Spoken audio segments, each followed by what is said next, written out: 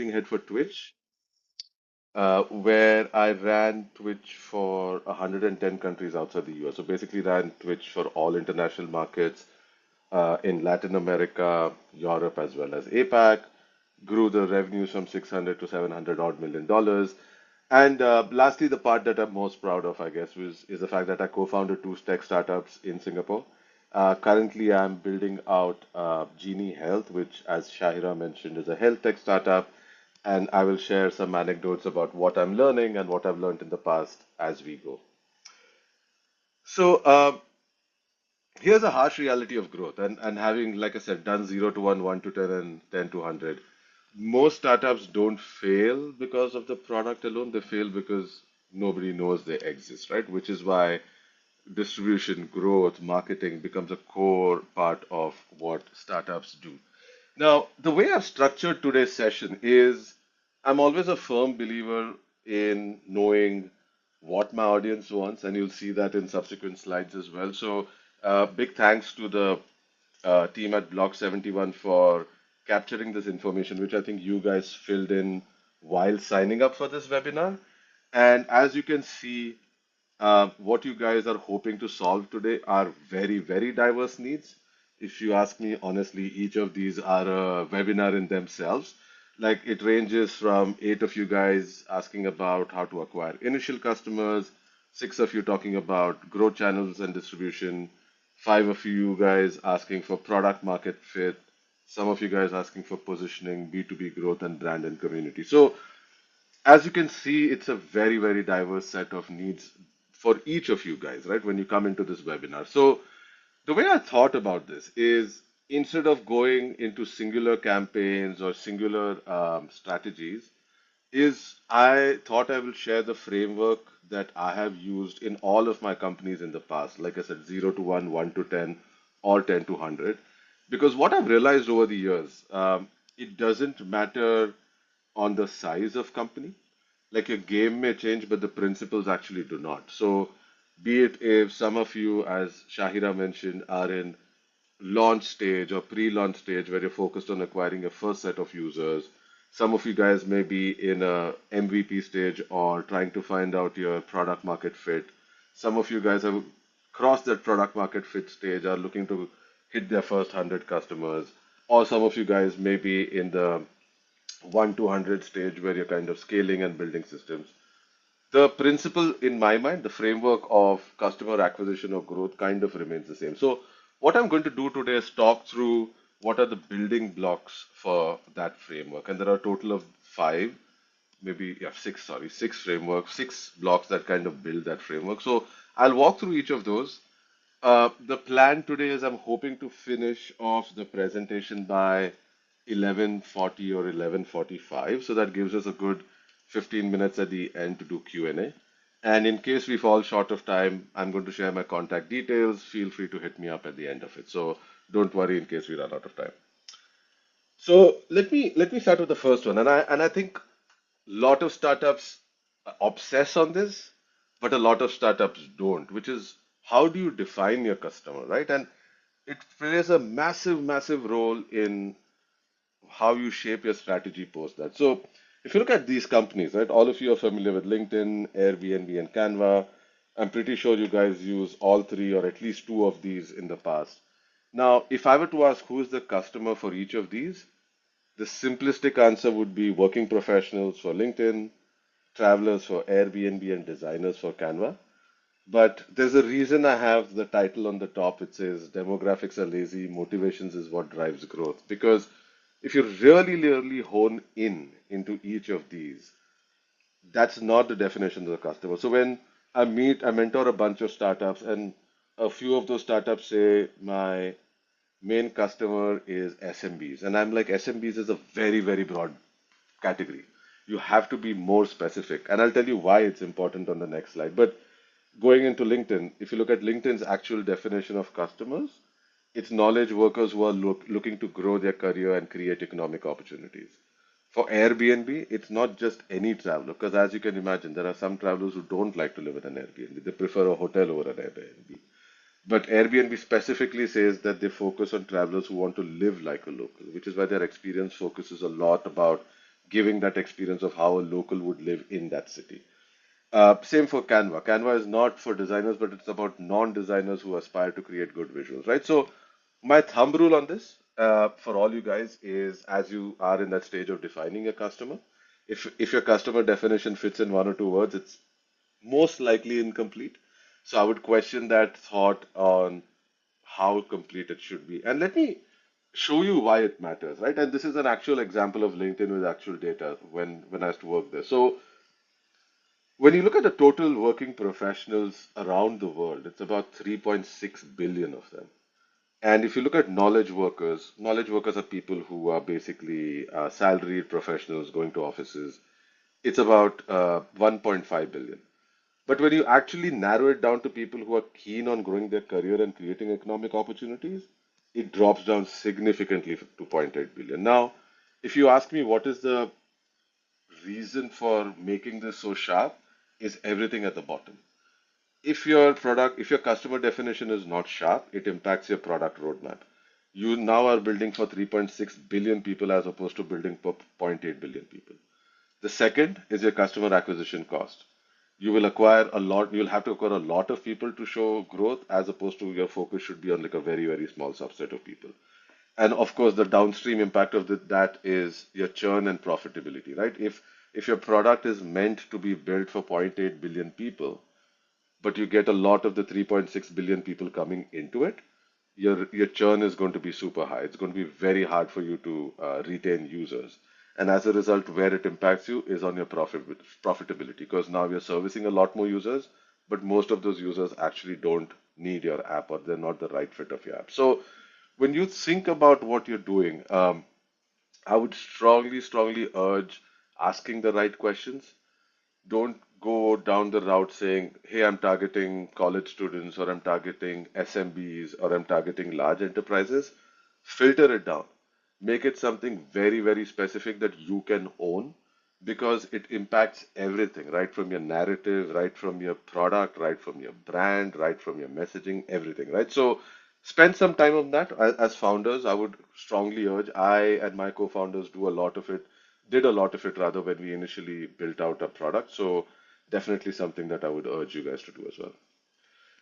Now comes the second pillar, which is customer insights. And in my experience of all the things I'm going to talk about today, I think customer insights is probably one thing which trumps everything else. And I'll give a small anecdote. When we started building Genie, which is the current company I'm working on, I met about 45 to 50 people in Singapore who were our audience and spent anywhere between 1 hour to 1.5 hours each with each of them, trying to understand what is it that motivates them about their health?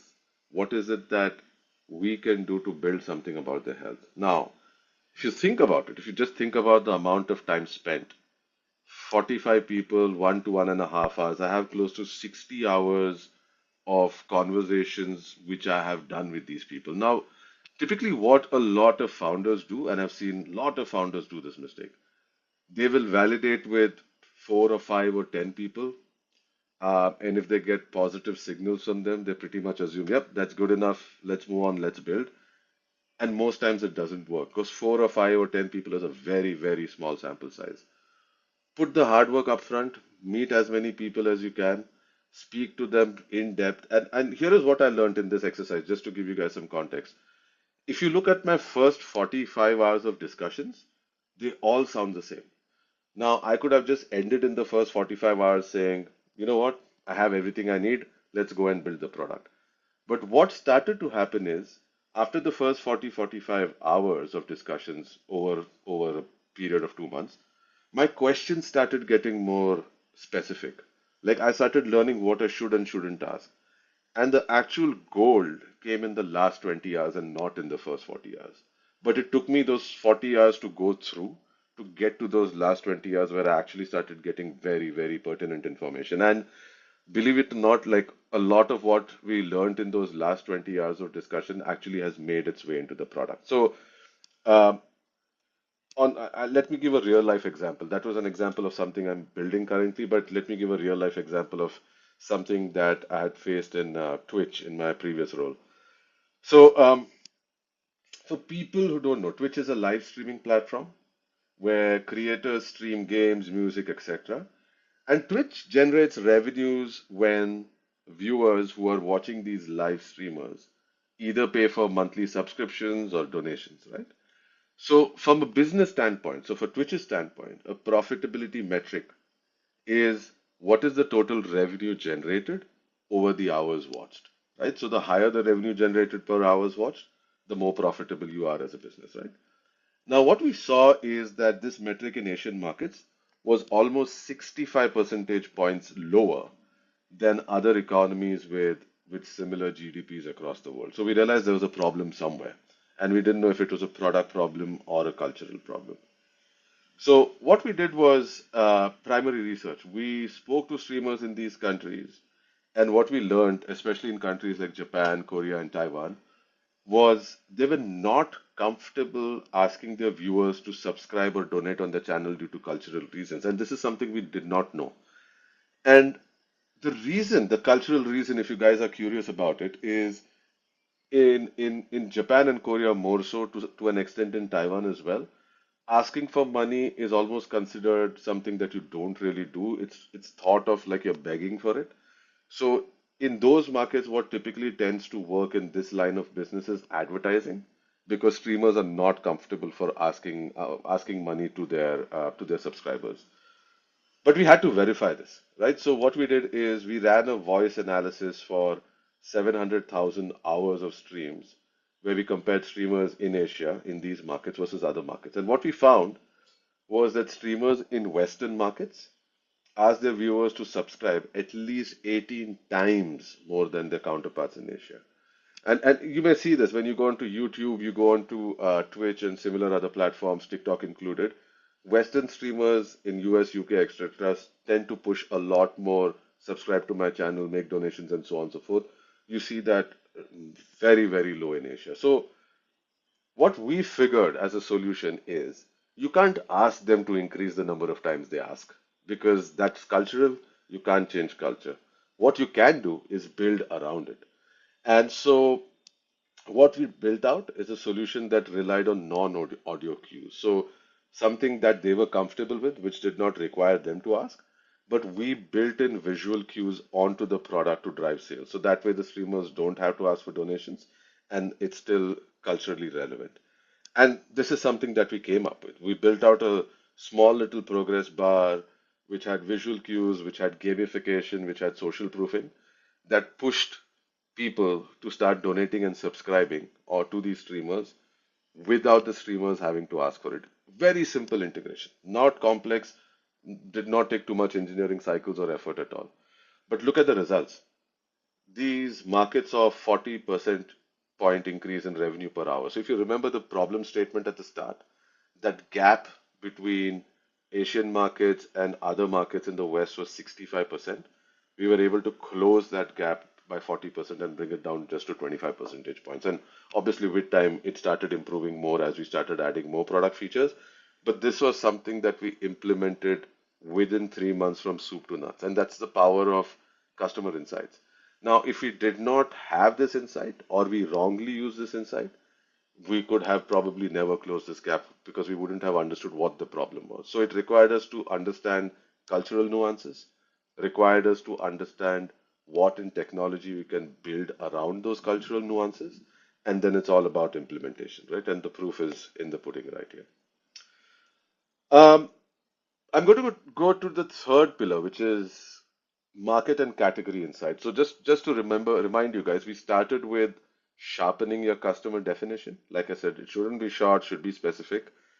The second pillar was customer insights, which is obsess about your customers, know everything that you need to know about them. And sorry for uh, putting the wrong number here, it should be number three, which is market and category insights, which is it's also important for you to know in the business that you're in the category that you're in, how is the rest of the category functioning? Because if you don't know that, just knowing about the consumer is just half the battle won. So let me give an example of the first startup I had done in Singapore in 2016. Uh, it was a food tech startup.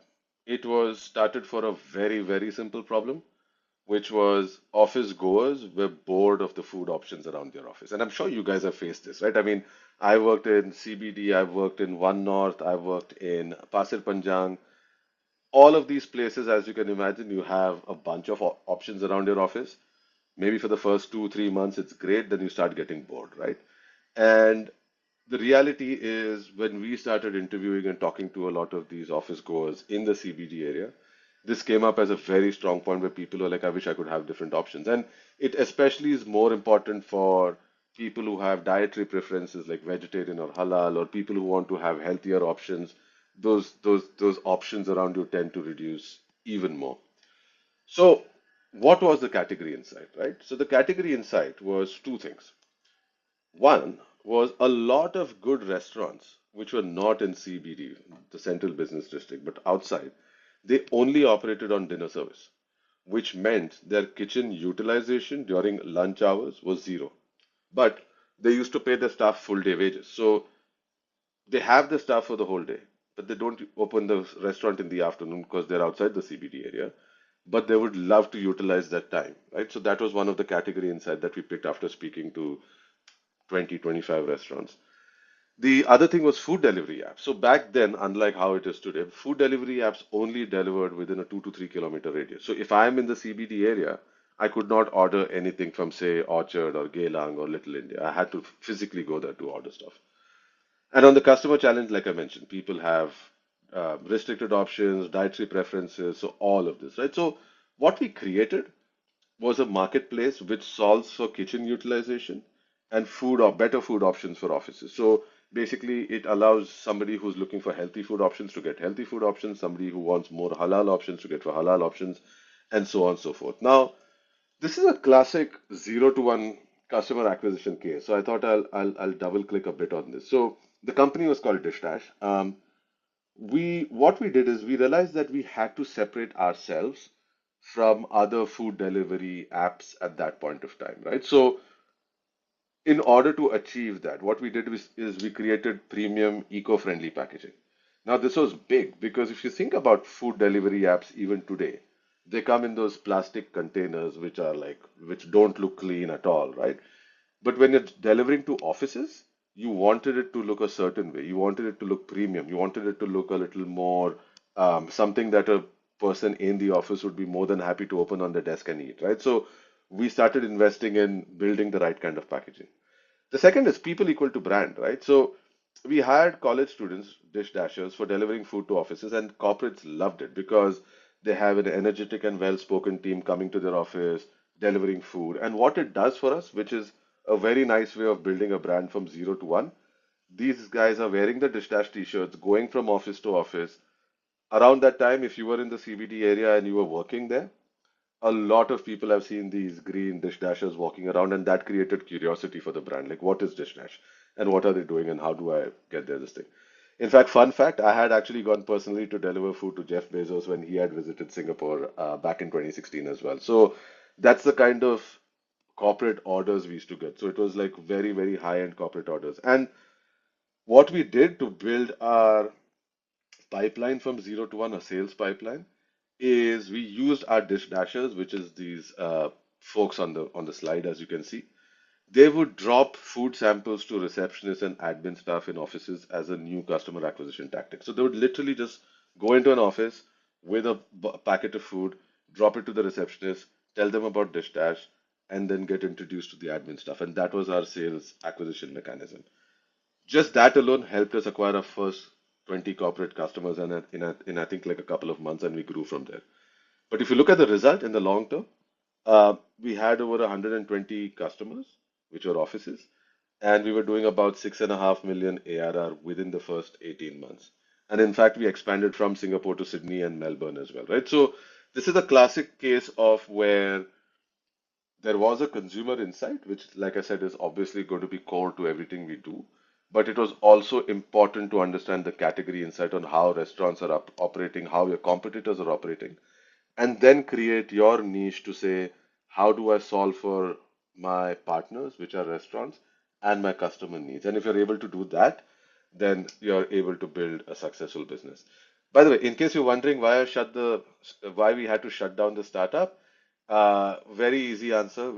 When we hit the 6.5 million ARR, it was end of 2019, and then COVID hit in 2020. And as you guys know, every single office in Singapore shut down for a year, which meant we also had to eventually fold up operations, and it was too hard to restart it back again. But yeah, so that was the story of my first startup, Dishdash. Now, moving to the next pillar, which is number four, and I'm sorry for the misnumbering. For a lot of startups, they think of content as campaigns, something which is tactical. Like I've spoken to a lot of founders, either in the mentoring or advisory capacity, or just casually when I meet them, they think of it as tokens of content that we create without how it all comes together. And I think increasingly what is happening for most companies that are successful, they build content like a system and not just these sporadic campaigns that come when the timing is right. It's not just because it's Chinese New Year, let's do something around that. It has to be an entire system of how you build content, right? Now, I'll explain this with an example that may hopefully you guys can relate to. So this was the situation in 2012 when I was at LinkedIn. Only 0.2%, which now sounds ridiculously low, only 0.2% of college students in emerging markets used LinkedIn. We were not familiar with students at all. However, students formed almost 25% of LinkedIn's TAM and could not be ignored, right? So the challenge we had was awareness of LinkedIn among this segment was super low, I think around 2% at that time. And more importantly, their perception of LinkedIn was that LinkedIn was another job board, like a monster, Job Street, or a Jobs Ahead, right? So they didn't see the value of joining LinkedIn because they're like, I already am on these job boards. I'm not sure why I should be there. And one of the big constraints that we had as LinkedIn was that LinkedIn's product was global. So we did not have the capacity back then to build something that is specific for students. And that constraint basically meant the line at the bottom, which is so the only way we could drive customer acquisition is through localized content and marketing and not by creating localized product, which is very, very difficult as some of you guys can imagine. But again, I start from the most important point, which is what is the customer insight? I traveled with my team to over 12 cities in Asia over a period of 2 months, met over 130 students. As you guys can see, there is a clear pattern. I love talking to people and hearing about all the challenges that they have. But spoke to close to 130 students across 12 cities. Again, 1 hour interviews, group discussions, just to get a sense of like what is it that we can add value, which those job boards that they currently use don't. And I think there were two things that came out. The first one, the second one was fairly simple. They complained about job boards were filled with a lot of spam jobs. I'm sure as some of you guys who started your career looking for jobs may agree with this. There's a lot of crap jobs on some of these job boards. But the part which is super interesting, and this is again something that came with time, not the first bunch of students who told us this, was that they had this feeling that if their first job is in a well-known company, and they emphasize the well-known part, it has to be a big brand, it has to be popular, everyone should know it. They felt that if their first job is in a well-known company, it sets them up for life. Because once you start in a well-known company, you just get into well-known companies all your life. This was a perception challenge that they had, but we said, great, why not we help students find the dream job? And this is the position that we created, that LinkedIn helps you find your dream job. Whereas all the other job boards at the time, all they focused about was the number of jobs that they had. So they would talk about the fact that they have hundreds of thousands of jobs or tens of thousands of jobs. We said, I don't care about the number. I'm just focused on getting you to your dream job. So how did we do it? The first things first is increasing job liquidity, which means having those jobs of dream jobs on LinkedIn, right? So instead of going down the route like our competition did, which is like having hundreds of thousands of jobs, we said all we're going to do is look for the top 100 companies in each of these countries and only post jobs from those 100 companies. Yes, it's going to be a far lesser number of jobs, But when you think from a perception point of view, as a student, when I land on your site on LinkedIn, all I see is the best companies in that country. Versus when I land on another job board, I just see a list of companies I've never heard of before. Now, that alone helped us increase new signups from students by 400% because our SEO was high. And our SEO was high because, like I said earlier, it goes back to the customer insight. People were searching for jobs in those companies on Google. They search for those jobs in those companies. The first result that would show up is LinkedIn jobs. Second is social content. And this is something nobody did back at that time. I'm sure now there's a lot of this happening because just remember, this is 14 years ago.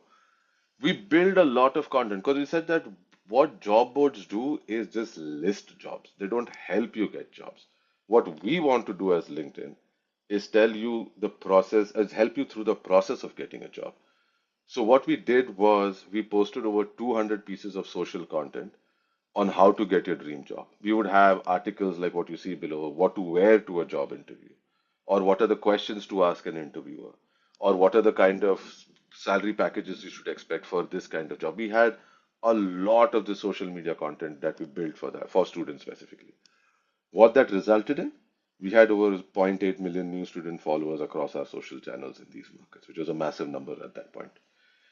And lastly, video content, right? Which is we created a reality show with MTV to help students find jobs in dream companies. So it was literally a reality show which ran for 5 seasons, won about 30 awards.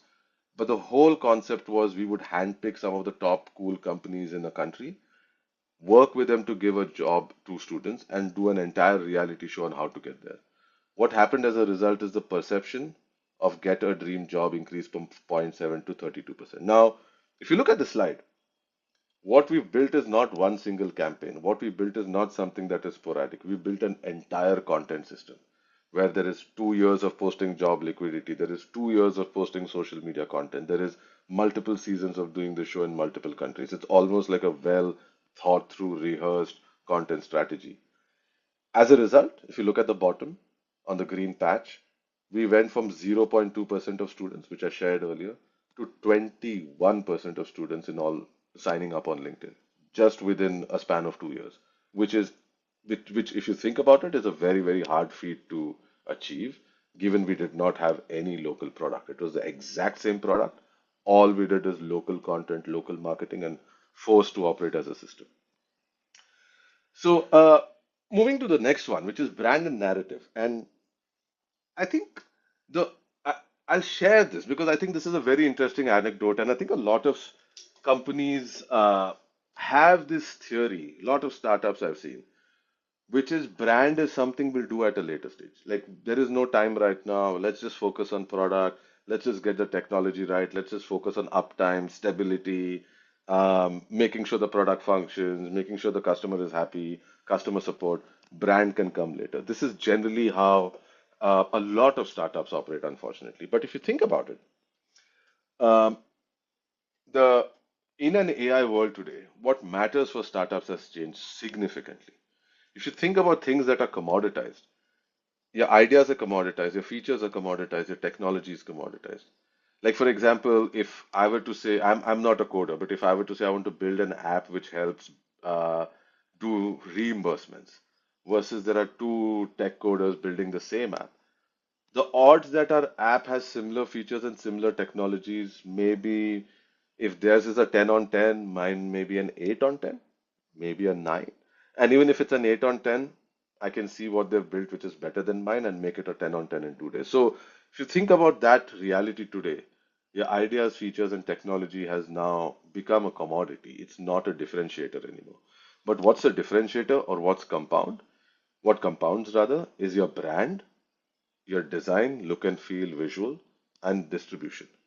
Now, um, and these are core components in a world with AI that I feel, and this is something we're implementing at Genie as well, where these are the components that help build trust among your customers.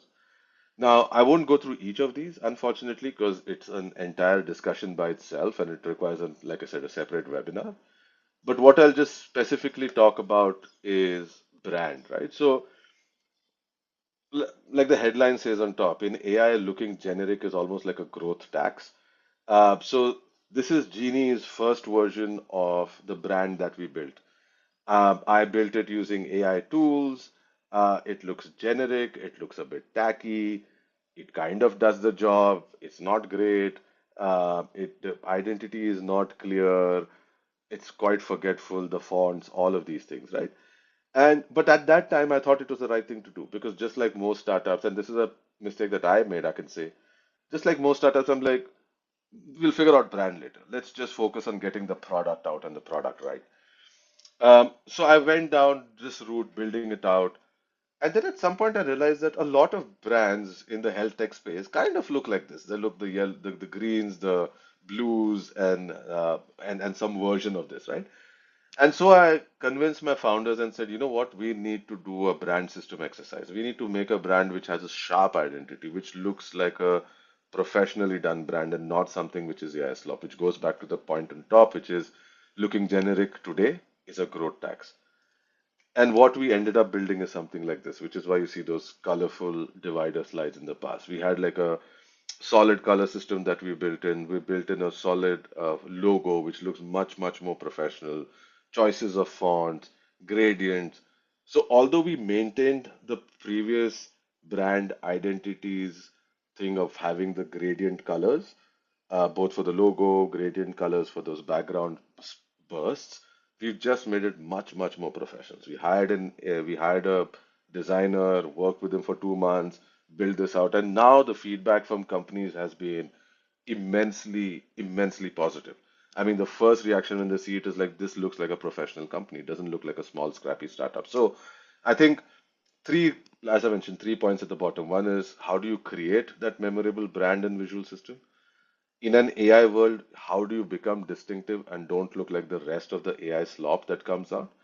And like I said, when you build a brand system, you are building a long-term trust system. So it's not just a brand for today, it's a brand that you build over time or a visual identity that you build over time. So, like I said, for today's example, I've just focused on visual identity, but the same holds true for distribution, same holds true for your narrative and positioning. So as you guys start building and developing, please keep those aspects in mind to keep it as professional as possible for some of these things. So coming to the end, how do we bring this all together, right? I spoke about those six different pillars of growth, which, like I mentioned, works across all sizes of companies, be it 0 to 1, 1 to 10, 10 to 100. You go from left to right, you start from a sharp customer definition. Like I said at the top, if it's less than 2 words, it's probably incomplete. So think it through, ask yourself the hard questions. Make sure the definition is something which is broad but narrow at the same time, and it appeals to a very small set of users who are going to be champions of your brand, as opposed to a large set of users who will try and churn later.